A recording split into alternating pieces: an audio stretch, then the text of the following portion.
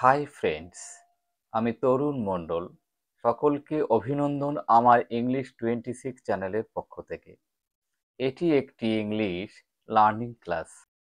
কয়েকদিন ধরে অনেকে আমাকে একটা প্রশ্ন করেছেন বাই ফোনে যে এই ক্লাসটা কীরকমভাবে হচ্ছে, শর্টকাট হয়ে যাচ্ছে না বা ডেপথে যাচ্ছে।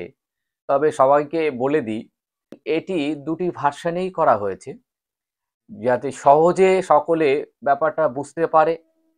জিকে এবং কারেন্ট অ্যাফেয়ার্স নিয়ে যে 5টি প্রশ্ন থাকবে তার আনসারটা নেক্সট দিনে করা হবে এবং সবাই খেয়াল করবে এই জিকে এর আনসার যতটা পারবে কমেন্টসে দিয়ে দেওয়ার চেষ্টা করবে। আর নেক্সট ভিডিওতে এর আনসার এবং নেক্সট কোশ্চেন দেওয়া থাকবে। আর এর পরিপ্রেক্ষিতে ভিডিওর লেন্থ কখনোই খুব একটা বড় হবে না বা এমনিতেই বড় হবে না, সবই অল্পের মধ্যে রাখা হচ্ছে।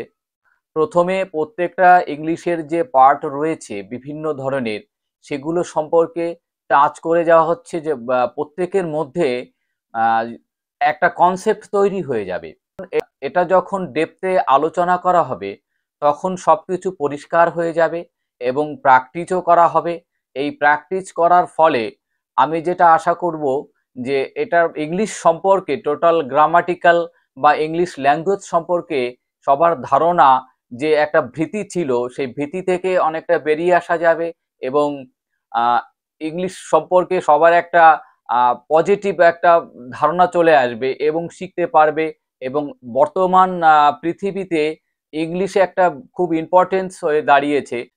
স্পোকেনটা পারলেই হয় না, এখানে রিটেনের ব্যাপার থাকে।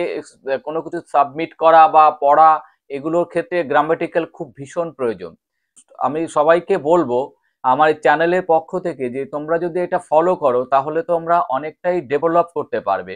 বই বিভিন্ন ধরনের বাজারে পাওয়া যায়, বই পড়লেই সম্ভব হয়, কিন্তু সেটা কি আদৌ সম্ভব হয়? শুনে যেটা শেখা বা বোঝা যায় বা শোনার সঙ্গে সঙ্গে যদি লেখা যায় তাহলে সেটা অনেক শেখাটা ইজি হয়ে যায়।